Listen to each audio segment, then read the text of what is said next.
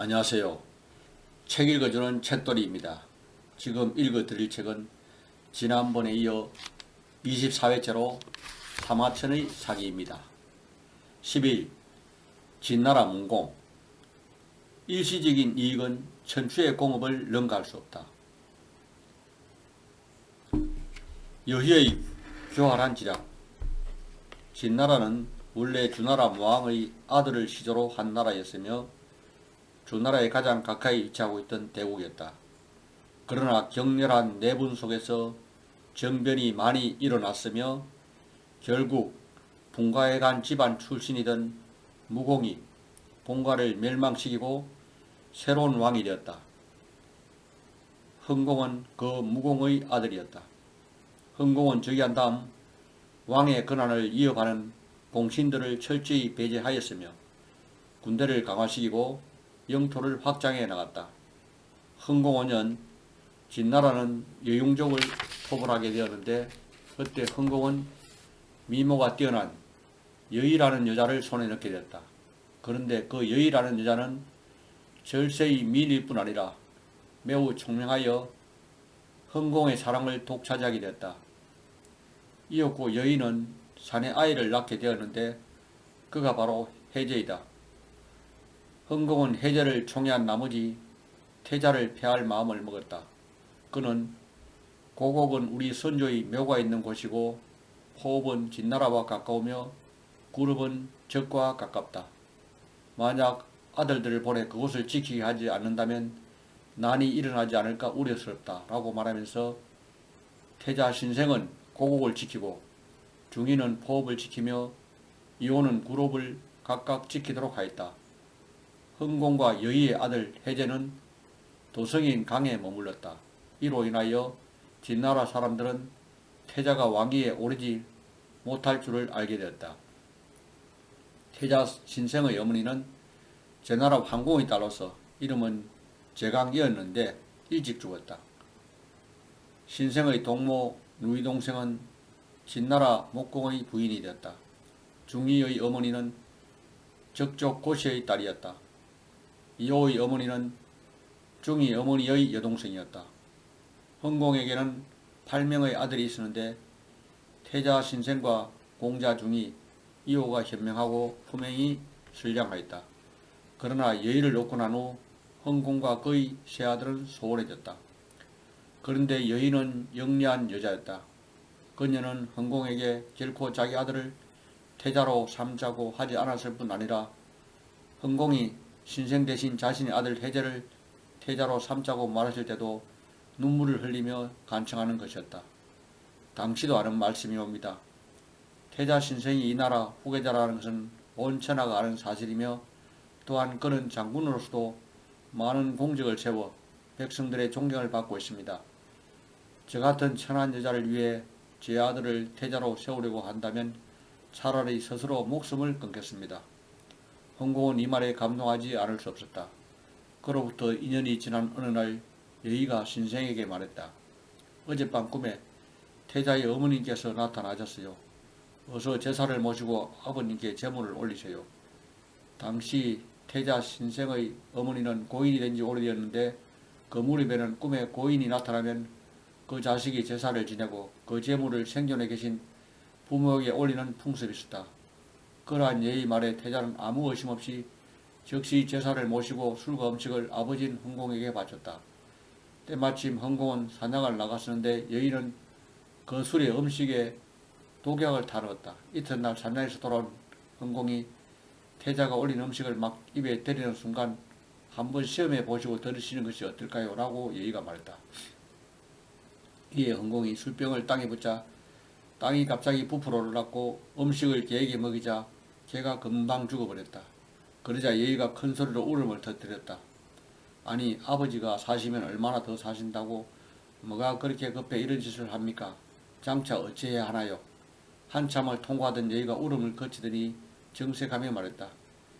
태자가 이런 짓을 하는 것은 오로지 소첩과 소첩의 아들 해제 두 사람 때문입니다. 그러니 우리 두 모자가 타국 땅으로 피해가는 수밖에 없을 듯하옵니다.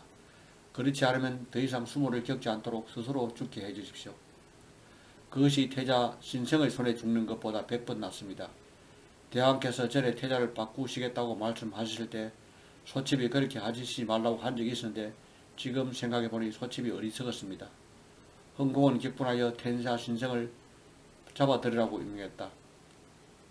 그러나 태자는 이미 도망친 후였고 태자 서성이 잡혀들어와 즉시 사형에 처졌다.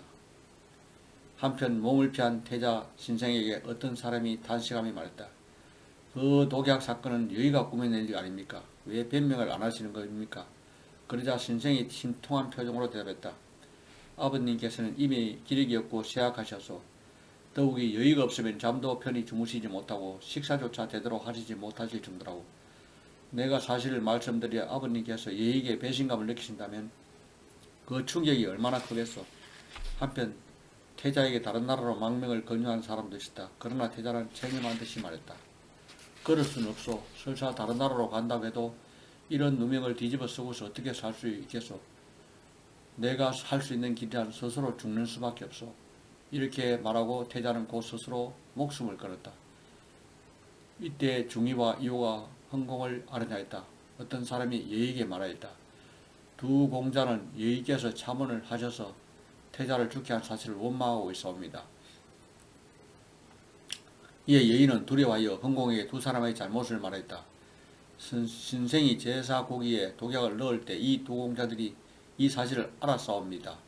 두 공자는 이 소식을 듣고 두려워하여 중이는 포업으로 이호는 구럽으로 도망을 가서 성을 굳게 닫고 방비하였다. 당초 흥공은 사위를 보내어 두 공자를 위해서 포업과 구럽의 성벽을 추리하고 축적하게 하였으나 완공을 하지 못하였다. 이호는 이러한 상을 보고하였고 흥공은 사위를 질책하였다. 사위는 사죄하면서 병경의 성읍에는 도적이 적은데 성벽을 쌓을 필요가 있겠사옵니까? 라고 말하며 물어나왔다. 이후 그는 호피로 만든 옷털이 어수선한데 한나라의 군주가 셋이도다. 나는 누구를 따라야 할 것인가? 라고 노래를 지어 불렀다. 마침내 포옥과 구룹의 성벽이 완성됐다. 신생이 죽자 두 공자도 돌아가 그들의 성읍을 방비하였다. 흥공 22년 흥공은 두 아들이 말도 없이 돌아간 것에 분노하여 과연 모범할 의사가 있었다고 생각하여 군대를 보내 포업을 공략하도록 하였다.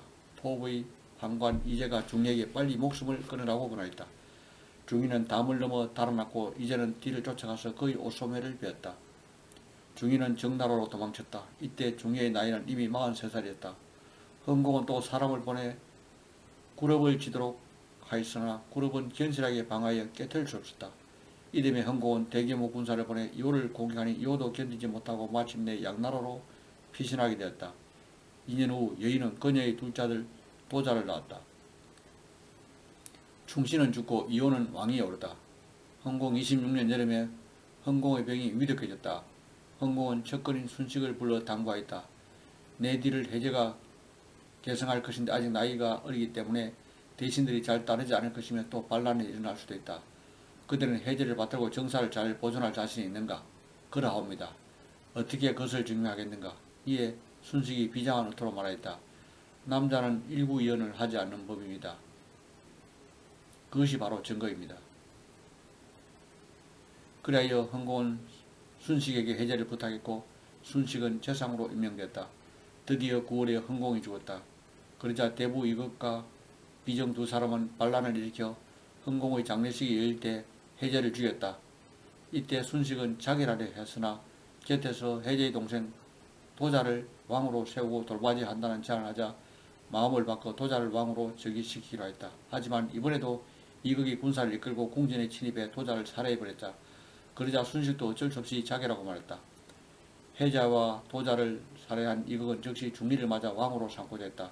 그러나 중리는 정중하게 거절했다.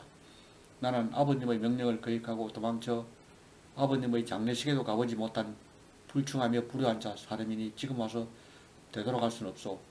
그러자 이극은 다시 흥공의 셋째 아들 이호를 왕으로 맞아 오르게 했다.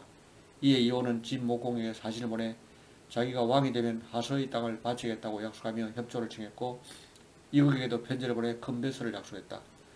진목공은 곧 이호에게 군대를 보내어 항구할 수 있게 하였다. 하지만 기국하여 왕이 된 이호는 진나라와의 약속을 헌식자처럼 버렸을 뿐 아니라 이것도 배신자라는 이유로 처형시켜버렸다.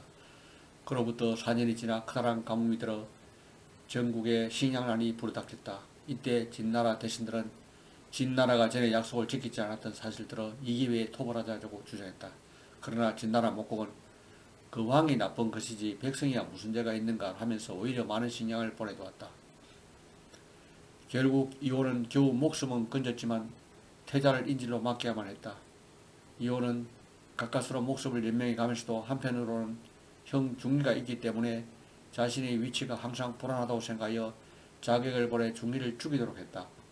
이 사실을 알게 된 중리는 또다시 피신하였다. 중리는 여의의 모함에 의해 피신한 이후 이후의 위협을 받으며 장장 19년을 이 나라 저 나라로 떠돌면서 망명생활을 했다.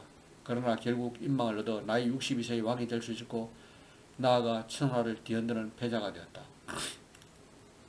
술에서 깨어났을 때는 중리는 어렸을 때부터 선비를 좋아하여 나이 17세에 이미 현사 5명의 곁에 있었다. 그들은 조채와 문공의 외삼촌인 호원구본과 가타, 선진, 위무자 등이었다. 정나라는 구여를 토벌하고 2명의 공주를 포로로 잡았다. 정나라 군주는 큰딸을 중리에게 보내 처로 삼게 하였는데 백조와 수규 2 아들을 낳았다. 또 차녀는 조채에게 시집을 보냈는데 조돈을 낳았다. 중리가 정나라에서 5년 동안 머무르고 있을 때 진흥공이 죽자 이극이 이미 해제와 도자를 시해하고 사람을 보내어 중리를 맞아 그를 옹립하려 하였다. 중리는 피살될까 두려워 극구 사형하고 돌아가지 않았다. 오래지 않아 진나라는 그의 아우 이호를 맞아 왕위를 잃게 하였는데 그가 바로 해공이었다. 해공 7년 중리를 두려워하여 황간 이자로 하여금 장사들을 데리고 가서 중리를 살해하고자 했다. 중리는 이 소식을 듣고 조채덕과 의논하였다. 원래 내가 정나라로 도망했으나 정나라가 나를 지원해 줄 것으로 결코 믿지 않았소. 다만 거리가 가까워 쉽게 오갈 수 있었기 때문에 잠시 머무른 것뿐이요. 이미 이곳에서 오래되었으니 이제 큰 나라로 옮길까 생각하고 제 황공은 선행을 좋아하고 폐왕이 되어 왕도를 펼치고 제후들을 거두어들여 도우는 데 마음을 쓰고 있지요. 이제 들으니 관중과 석복이 죽었다는데 반드시 현명하고 능력 있는 선비를 얻고자 할 것이니 어찌 가지 않겠소. 그래서 제 나라로 출발하였다. 중이가 정나라에서 얻은 그의 처에 말하였다. 25년을 기다려도 내가 오지 않으면 제가 하시오. 그러자 처가 웃으며 말하기를 25년을 기다리면 제 무덤의 책백나무도 이미 크게 자랐겠습니다. 비록 말은 그렇지만 소집은 그들을 기다릴 것입니다. 이렇게 하여 중이는 정나라에서 무려 12년을 머무른 후 떠났다. 중이의 나이 55세였다. 중이 일행이 제나라로 향하던 도중 오록이라는 마을을 지나게 되는데 그때 일행은 너무 배가 고팠기 때문에 길가의 농부에게 밥을 달라고 청했다. 그러자 농부는 질그릇에 흙을 가득 담아주었다. 이에 중이가 크게 화를 내어 구질을 하자 옆에 있던 조채가 말했다. 흙을 받는다는 것은 머지않아 영토를 받는다는 뜻입니다. 고맙게 받으십시오. 이윽고 그들은 제나라에 도착하게 됐다. 제나라 황공은 그들을 반갑게 맞아 왕실의 공주를 중에게 시집보냈다. 또한 말을 80마리나 주었다. 그런데 제나라에서도 그이들의 황공이 죽고 여가와 수조 일당이 반란을 일으켜 나라가 매우 어지럽게 됐다. 이로 인하여 제나라의 국력은 급속히 쇠퇴하게 되었다. 계속 다른 나라의 침입에 시달려야 했다.